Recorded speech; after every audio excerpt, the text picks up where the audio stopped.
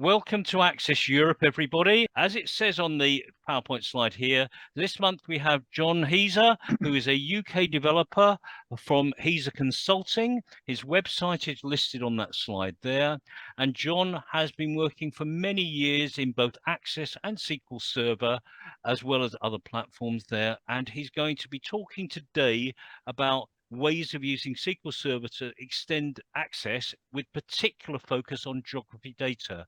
And the reason for this is loosely based on a talk I gave almost a year ago about annotating Google Maps. And John has done much the same work with the much more powerful geography data in SQL Server.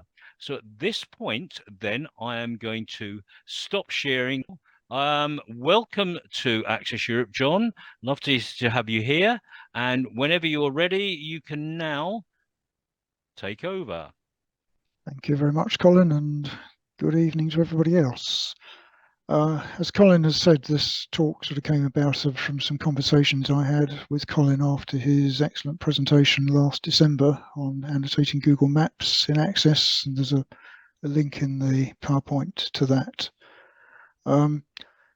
It's a bit of a sort of, I would say, random collection. There is a bit of a theme to it, but they're all different subjects. So as Colin said, I think it's best if we sort of do questions as we go along, because if we get to the end, we'll have to sort of have quite a lot to catch up on. So I'm going to turn my camera off at this point. Right, so we're going to dive in. First thing that we're going to have a look at is a map using Leaflet. And I don't know whether anybody else has actually opened this database yet. Colin gave you the link, but you're welcome to open it. Hopefully you can then add rows to this table, and you can click on the button. You should be able to run this. It will create a HTML file in the folder in which you install the Access app. So you can, hopefully you can see that. Okay. So this is really just a bit of fun. I mean, there's nothing particularly secretish about this, and it's just using lat longs to stick things on a map. I will just show the file that it creates. So it creates a file which looks like that. And it's just using Leaflet to put markers on a map. But the main reason for including it was, well, if people want to see how it works, you've got the code in the Access app. But it was to invite people to add themselves into this table. So I don't know, does anybody know their lat long? Does Adrian know where do you live, Adrian? He's probably hang on, I've just have to hit the mute button, obviously, to respond. Otherwise, it's self. Yeah. I live in South Croydon. What did you want to? I don't know the Latin long, but it's South Croydon. Sorry, Croydon is in South London. So it'd be about 51.40. Yeah.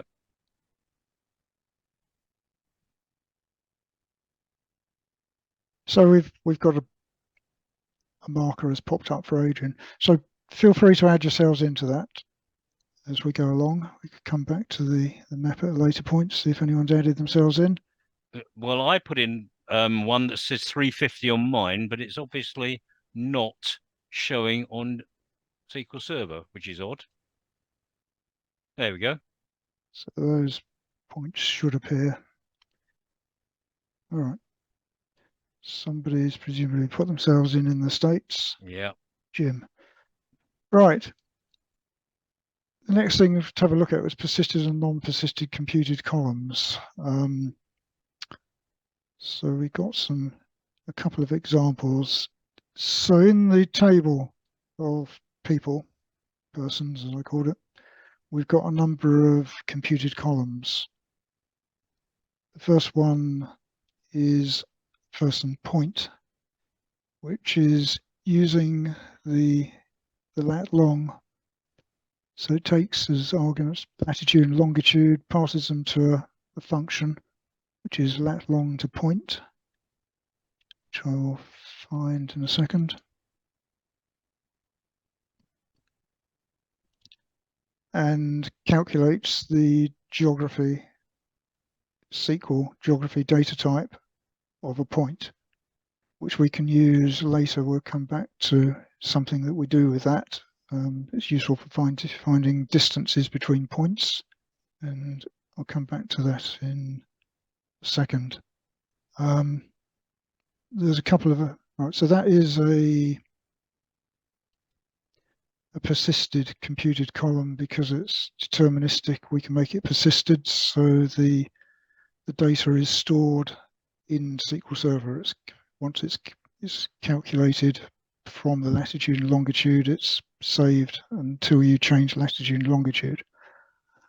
There's another one which is basically fairly similar, except it's calculating an area, and I'll show how that is used. So it's another geographic data type, but it calculates a buffer of 10,000 meters around the point. We'll see that in a second, what we can do with it. But while we're looking at the computed columns, the last one is this one, the state that the person next needs a drink. And I had to adapt this from something that's in a real customer system. What it was used for in the real customer system was to calculate the inspection date for a tank. So I just took the code and adapted it to something which uses the same sort of concepts. So this is not a persisted column because it's based, as we'll see, on quite a complicated set of rules. We're looking at the consumption table, basically finding the maximum date that the person last had a drink. We're getting the interval in days between drinks depending on the addiction level. I guess you can probably, hopefully you can read that, but we're basically adding the interval to the last date. If these are null, we default we default to the last meeting, assuming that you need a drink after a meeting, or if that's null, we've just got a fixed date, basically. So the reason I did this as a computed column in Access, well, rather than doing it as a function in Access, was basically you can then use it within the table within Access. I mean, it just appears as any other field would.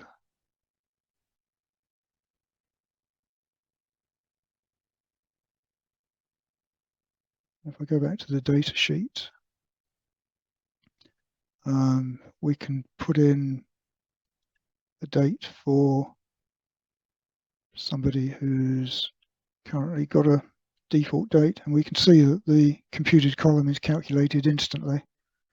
If we have a look at someone where the date is calculated from this linked table, stick in. So we've currently got a next drink date of 29th of the 10th. Well, actually what I'll do is just change the beer addiction. So from occasional drinker to heavy drinker, requery it. So we now need a drink much sooner.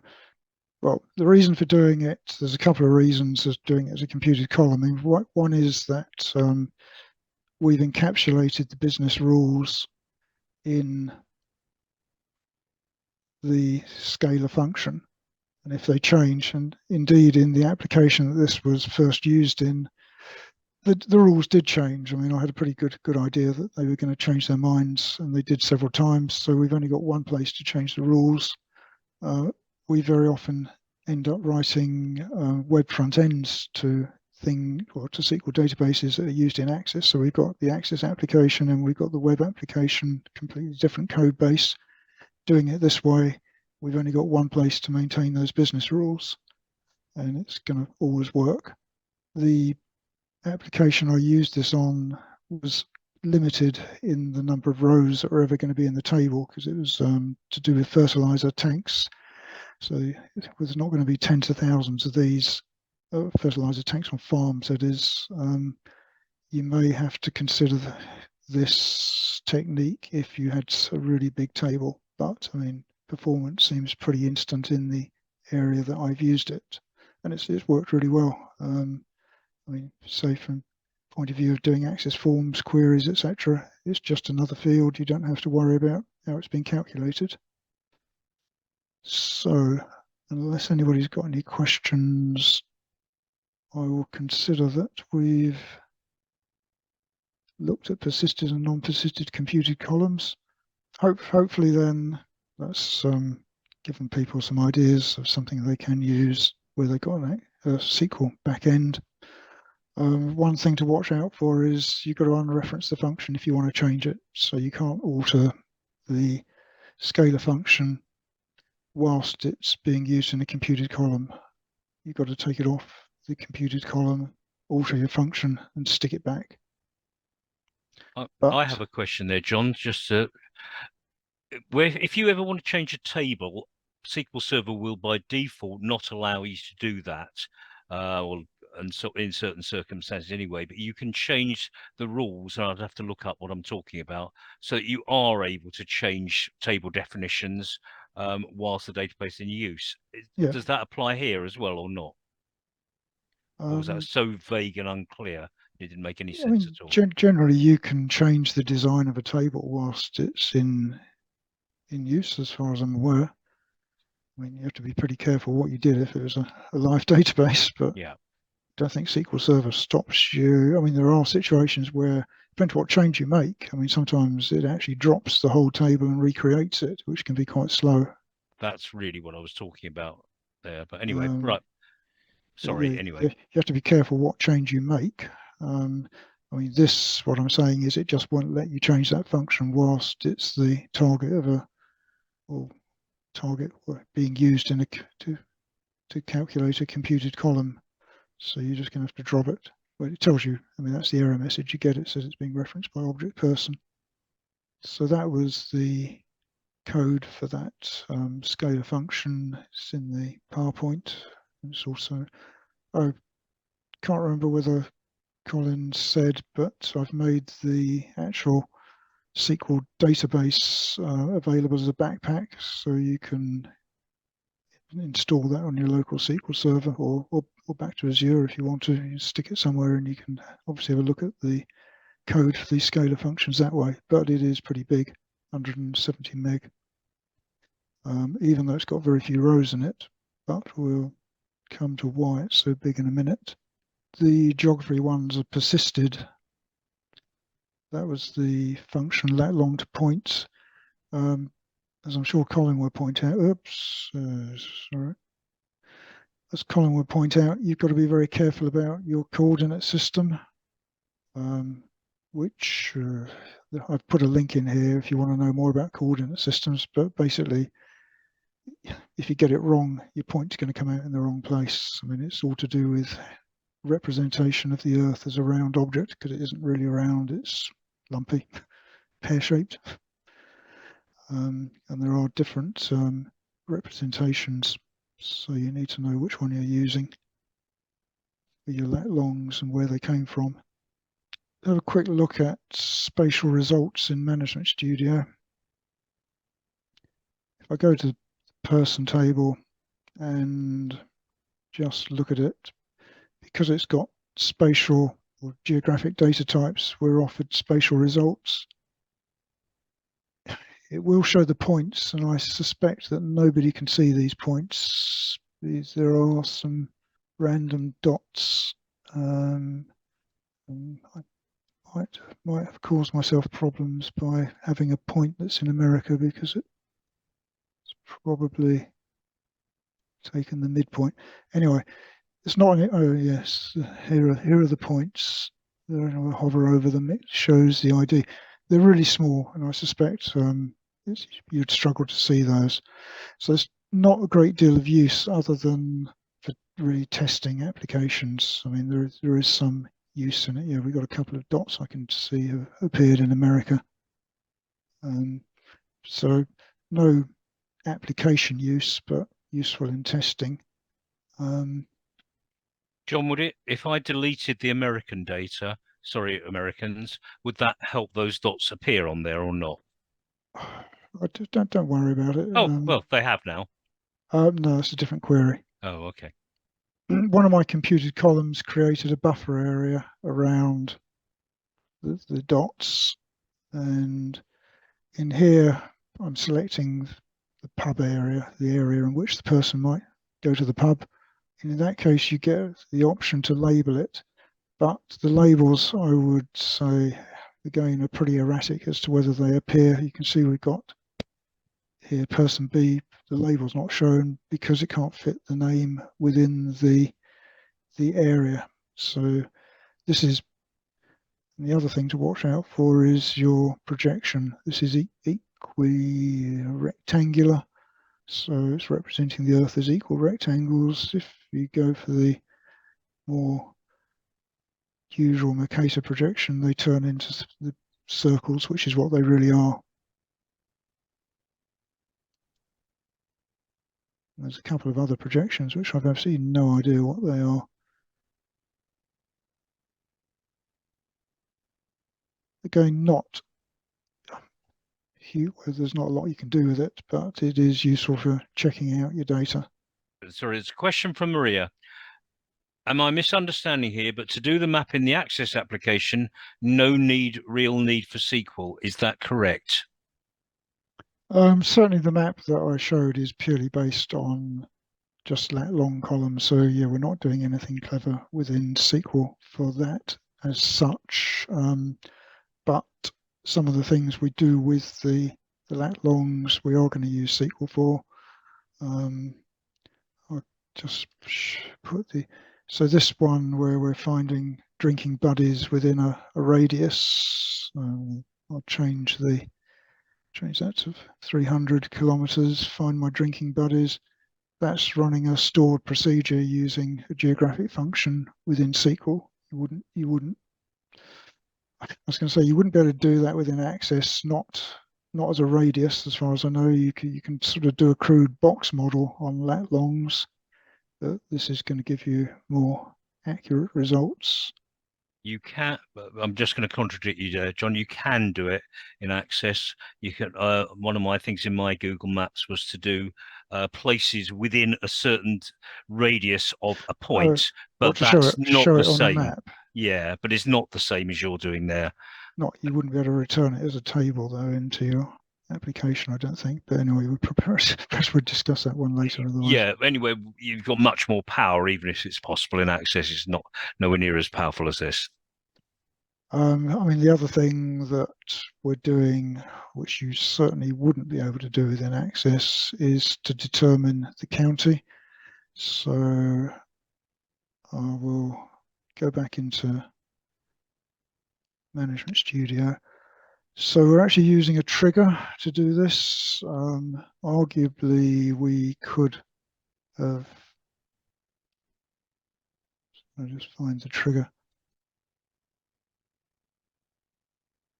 We could possibly have done this as a computed column as well. And I think this was done originally as a trigger because I think it was done so many years ago that it predated computed columns being available in SQL Express Edition. But anyway, it's done as a trigger, so it's sort of is another useful example. So when the record is modified, what we're doing is looking for where the person point, so the geographic data type calculated from the lat long, so it's a geography data type in SQL, where it intersects the ceremonial counties polygon. Apologies to those who are not from the UK, but ceremonial counties is the only, well, one of the two data sets that I've used. I'll talk about where these come from, but if we look at it, and I'll just select the top 1,000 rows of that. I mean, what you see there is a little bit of mouse problems there. What you see there is the representation of the outline of the county, and these are UK counties, so some of them are really quite complicated with coastal indents and islands and whatever. This is actually a very big table. I mean, you can open it in Access, but I don't recommend it. I mean, I'll do it just so you see what happens. It's quite slow to open, and you can see these same polygons represented as short text fields. Nothing you can do with them. They're actually quite huge. I mean, this table accounts for the bulk of the 170 odd meg that the database accounts for. If I go back to, well, actually, while I'm there, if you have a table with geographic data types or polygons in it, what you want to do to populate, I mean, this is just a combo box, and it's based on the view which just returns the ordinary text stuff so that it opens quickly. So if you try running it against this table, it really slows things down. Just going back to here again, we've got spatial results. Eventually it will display something. So as it says, there's too many objects to display, but these are English counties for those who are familiar with England. As you can see, they're quite complicated. I mean, we can zoom in on that. It's really very low level and accurate data. I mean, I had in a customer application, they actually put a point just on the beach, and it said it was outside the county because it was on the beach as opposed to above the high water mark. They were only out by 3 or 4 meters, yet it's that accurate. So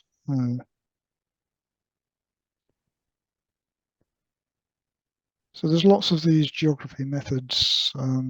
There's a link there to documentation, which describes all the things you can do if you've got data in geography. You can find areas. Go back to SQL Server. I'm going to close the person table.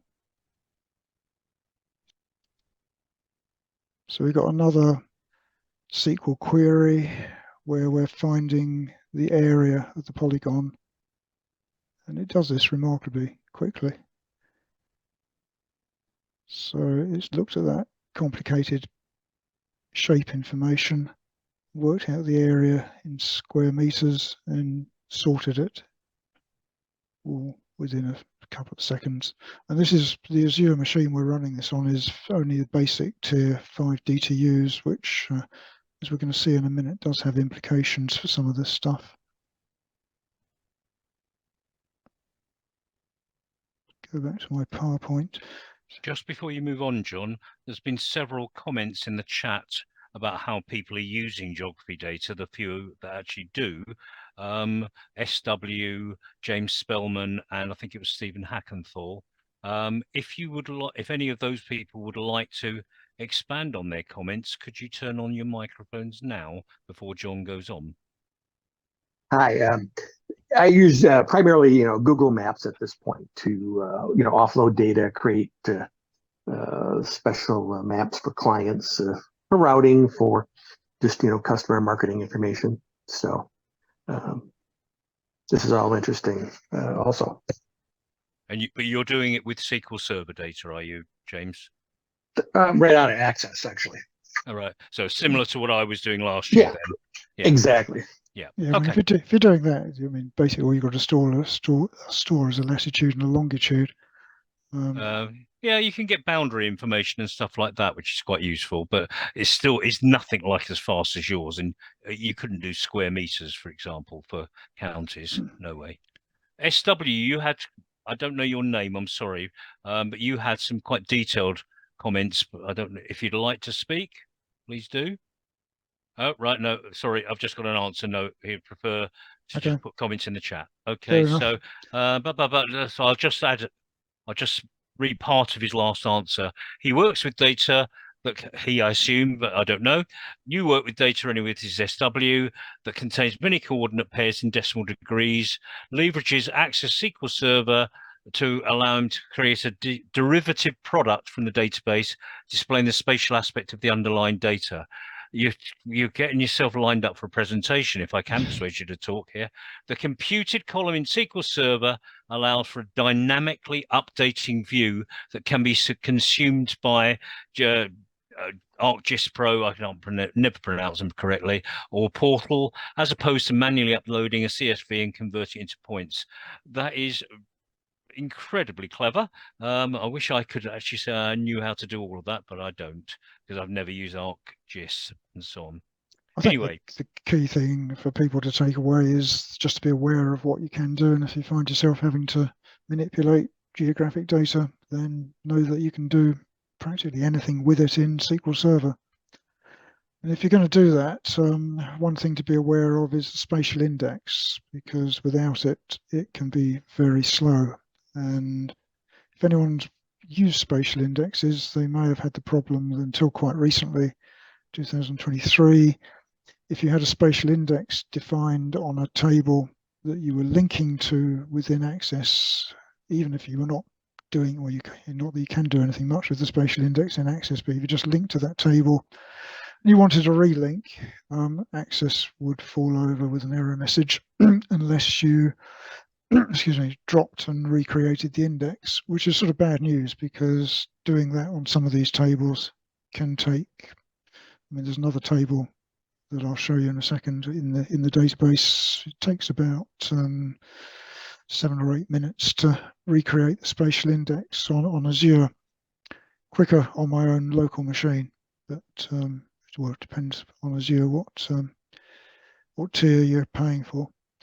But fortunately, Colin took it up in his MVP role and got it fixed. So we're very grateful for that, because it really saves a lot of time. Thank the Access team, really, rather than me. But oh well, it's been fixed, which is good news. So that's an example of creating a spatial index. It's quite complicated. I don't propose to go into it in depth, because the link there has graphical examples which explain it, but it's down to the sort of degree of granularity of the index. What I will show you is what effect it has. So I just need to be careful which, got 2 queries here, and I need to just make sure I'm running, because I've got the database saved on my local machine, and they're both called Access Europe. It's not immediately obvious which one is which. So, I mean, I'll run it just so you can see it run live. So this is running on Azure, and what we're running is just finding for 2 points where the point is found within the table of local authorities, which are UK political boundaries, basically. And we're doing it first on the table with a spatial index, and then we're doing it on the table without the spatial index. And the first one with the spatial index took, well, I'm slightly confused by some of these statistics, actually. CPU time 16 milliseconds, elapsed time 12 milliseconds. I'm not sure I understand that, but anyway, it's a darn sight quicker than running it without the spatial index, where the elapsed time was orders of magnitude greater. Somewhat bizarrely, if I run the same thing on my local machine, I get a CPU time of 0 milliseconds, but a longer elapsed time. But the key thing is we're running it without the spatial index on my own machine, which has probably got much more computing power than the Azure basic tier. It still takes 1124 as opposed to 49 milliseconds, but the difference is not as great as that, which is 22,000, 20 times longer on Azure. So the message is, if you're going to do stuff where you're looking for things within polygons, spatial indexes are quite important. And there's quite a number of options about how you set the spatial index up. So it's done open tables with geography columns directly in Access because the polygon information is huge. These are some notes from somebody called Martin Newman, who actually works for one of my clients. I mean, he's the man who has got this spatial data out of the Ordnance Survey data hub. I mean, there are equivalent sources for different countries, but in the UK, this is where the ceremonial county and local authority data has come from. There's some notes as to how you convert it into SQL Server, which is quite convoluted. Unfortunately, I'm not aware that anyone publishes this sort of data directly in a form you can use it in SQL Server, so you're going to be faced with some form of conversion process. And going off at a sort of minor tangent at this point, we looked at this table of ceremonial counties.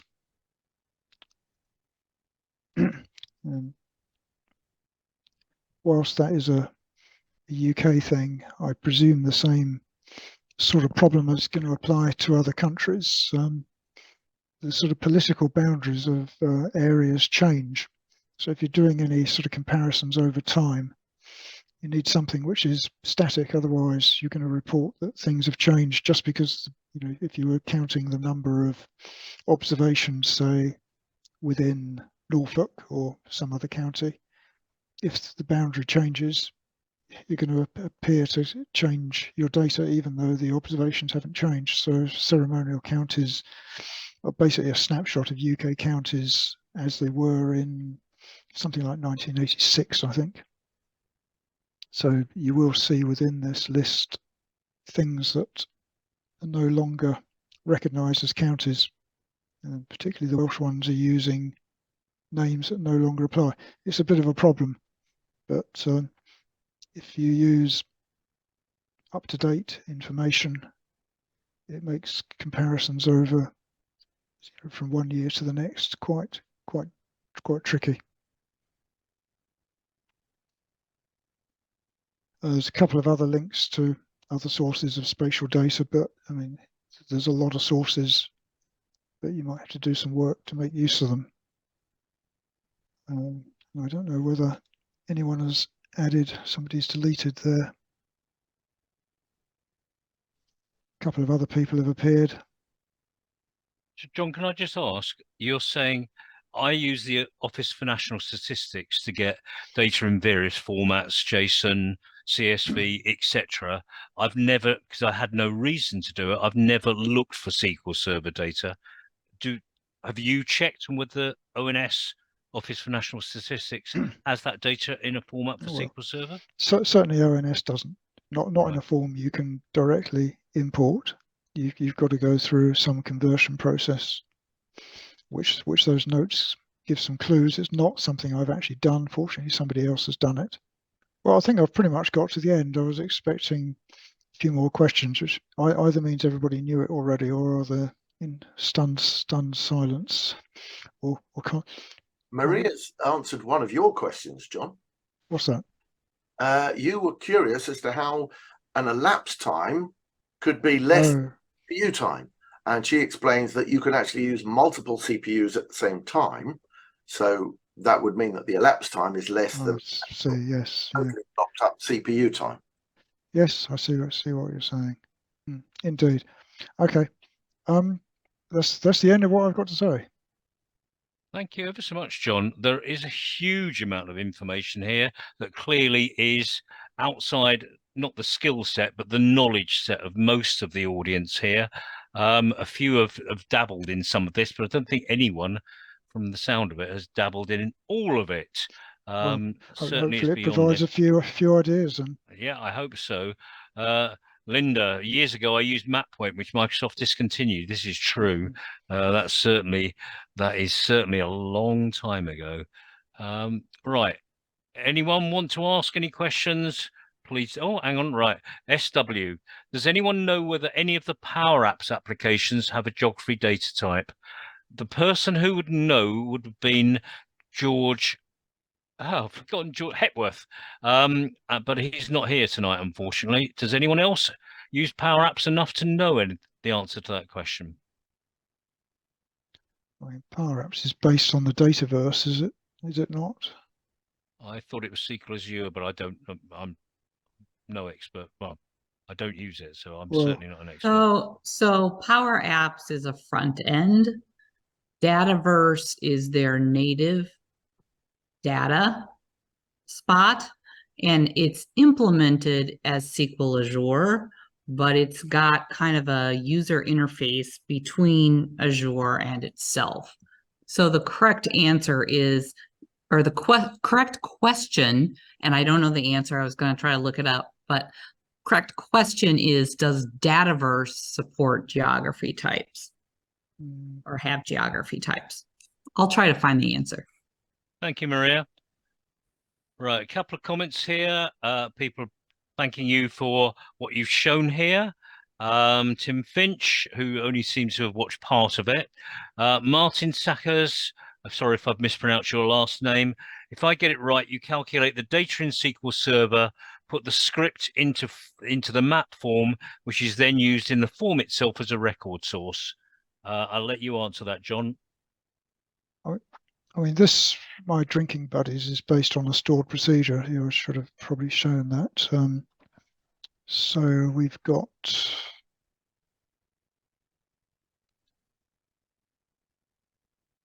a stored procedure, get person by radius, which takes the ID of the person, the radius we're interested in, creates a temporary table base, and it's doing an STD distance on the point. So it's calculating who are the other, which are the other people that fall within the required radius. And that was just done as a pass-through query within Access. I think just coming back to Martin's point there, it's similar to what I did in Google Maps, except this is OpenStreetMaps. And there's a basic map, and the points that are put in that table are overlaid onto that with markers. This one, yeah, I would say this is not in any way using the SQL things. I say this was more a bit of a fun, just to see where people are. But it's really, I suppose we could say, Colin, I mean, this is actually using JavaScript within the new web browser control, and we did have a bit of fun and games getting the new web browser control to work. I can go into the design view of that. While John's loading that, I'll just say that there's two ways of basically setting a URL in a map. One is using a control source in the standard way, and the other one is using Navigate. And the Edge browser seems to have a mind of its own as to which it accepts at different times. And we ended up by using both in different ways for this. Well, bizarrely, control source didn't do anything for me. Navigate did do something for me, but it didn't seem enough for Colin. So, yeah, we've got different behavior on different machines, which I don't really understand. But you got some an example that works.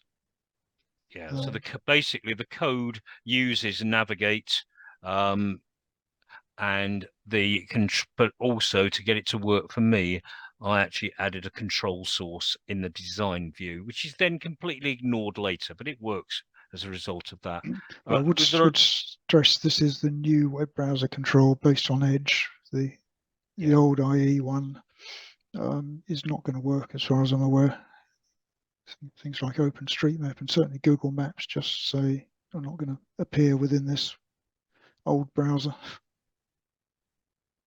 Right, some questions come up. Maria has asked, is there a good source for the SQL geography function options? Yeah, there's some links within the PowerPoint which will take you to this documentation. Sorry, I'm having a bit of a mouse problem here. It keeps trying to change desktop. So under the spatial data heading, I mean, you've got all the methods listed. Can't say that I've used them all. Well, I can say I haven't used more than about 10% of them. So there's loads of stuff there, but it is all documented there. SW has given us a link to what he says is a good video overview. I'm not going to attempt to read it out because you can see it in the chat. A YouTube video, a video overview of, I'm not sure what, because he hasn't said. Maybe you could add that. And Tim has said maybe a future meeting topic, certainly is one I've thought about, the behavior of the new web view or Edge browser control. I don't know if anyone feels expert enough. I used it in the preview stage before it actually reached development, but I don't use it enough to feel confident.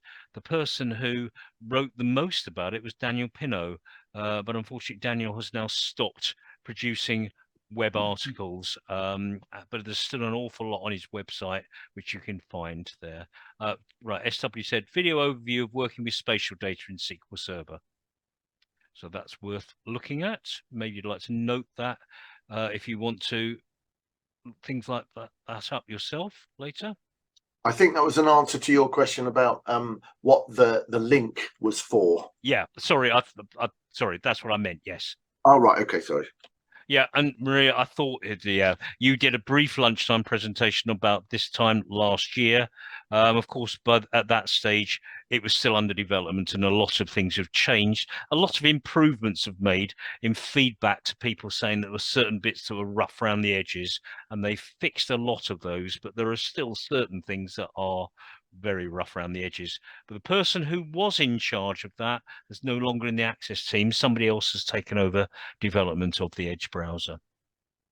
And I'm maybe one of the other MVPs here can remember who that was because I've forgotten their name now.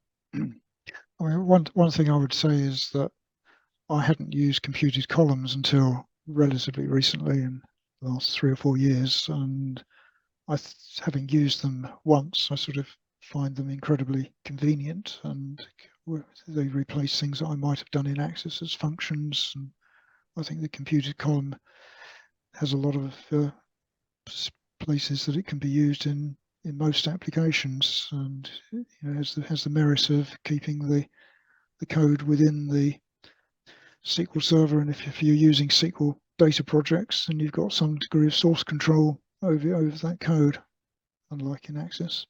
Mike's responded to your thing, it being Joe Jimenez. That was the person who was in charge of it, but Joe is no longer in the team. I think it's Sashin that's taken over, but I'd need to check that for certain. I would just like to comment, just as John did, that although I haven't used calculated columns much, that's because I don't have a call to. I think we're in the right place. They are fantastic. Great idea. There's certainly worked very well in the situation where I described earlier, where the customer kept changing their minds, and just had that one bit of code to change. Could do it pretty quickly without having to deploy new. Didn't even have to give him a new Access front end. Just jumped on his SQL Server, changed the function. Said, "Is this what you meant?" That's where calculated columns, but also pretty much anything in SQL Server, allows you to encapsulate the business logic at single place. I mean, it's great that Access can access them, but if you have it in SQL Server, then you can also get Excel stuff that connects and all sorts of other apps. Well, and the website as well.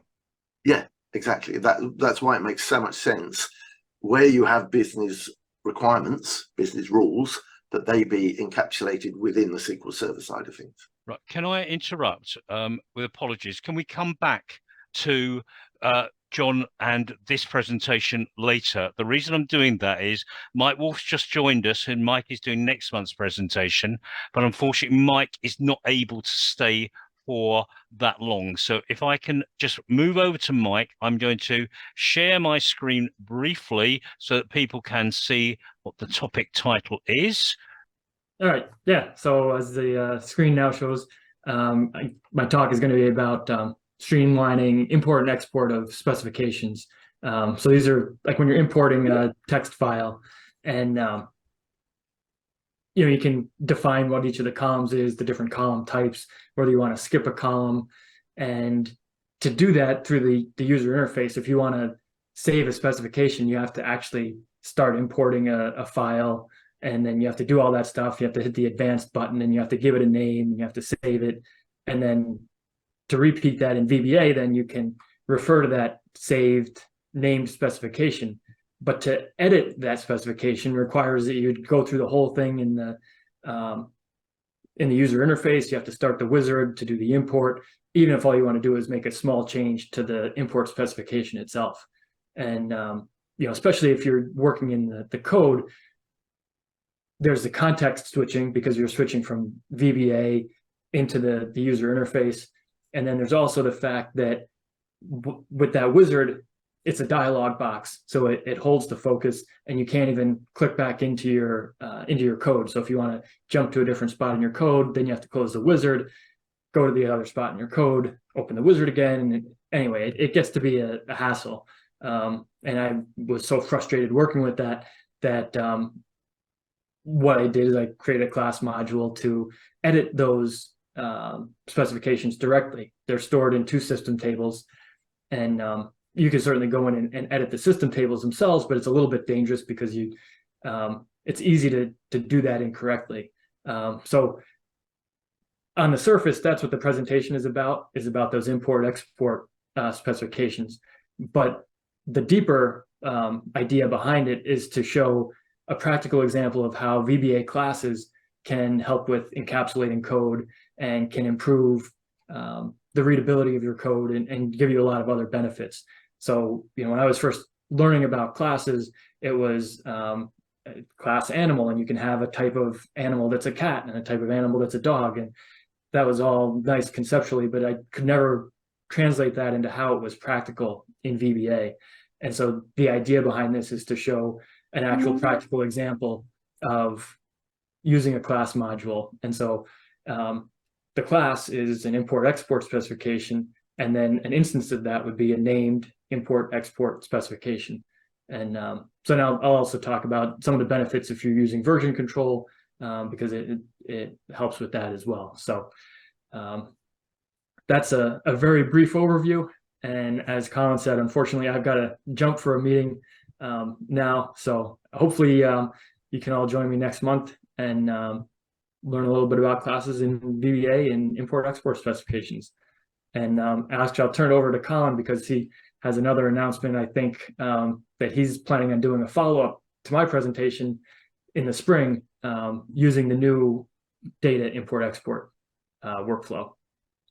I won't say much about it now because I didn't know you were going to say that. But yeah, May or June of 2024. Can't even remember which month. I've normally put myself down. I have a different method of getting the same sort of thing, but with the new data tasks that were introduced in 2010 that give you a wider scope, but they're also more opaque. And so it's a way of actually dealing with that there. So thank you ever so much for that, Mike. We'll see you next month, and hopefully I haven't made you too late for your meeting. And okay, see you soon, and we'll move back to John and to the rest of the presentation. Cheers then. Right, I'm going to stop sharing. John, had you finished your presentation? Yeah, I got to the end of what I wanted to say. Right.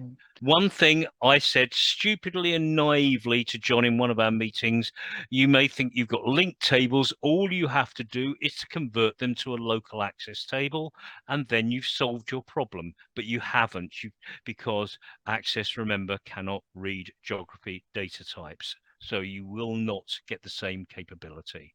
We had very good attendance again today, John. We had close to 30 people at one stage. And from wide areas of the globe.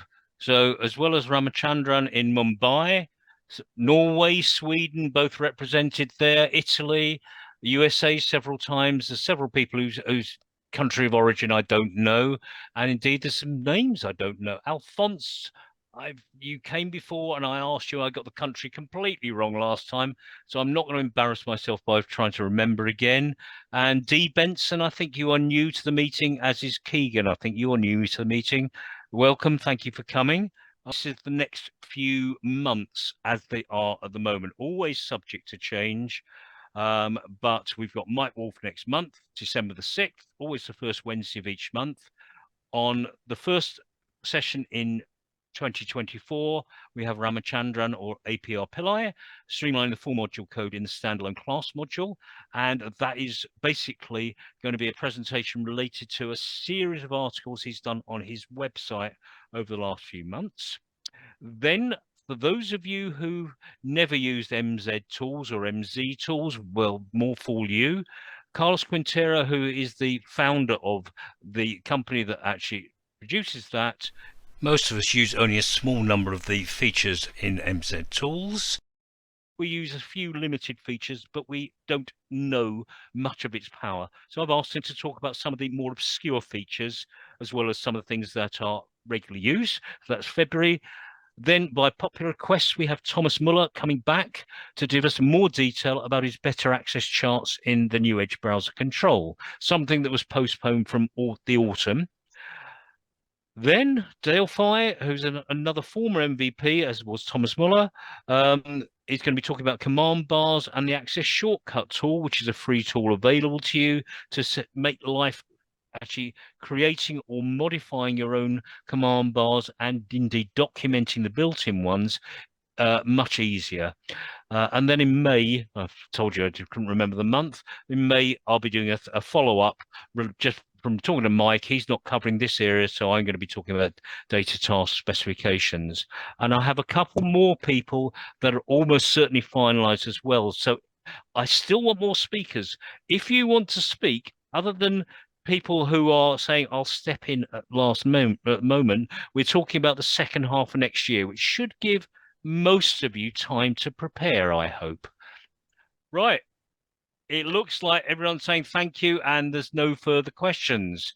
So at which point then I'm going to give you the rest of your day, evening, nighttime. In the case of, right, APR has now left us, but I don't blame him. It's well after midnight there. Thank you to everybody for turning up. I think we're done.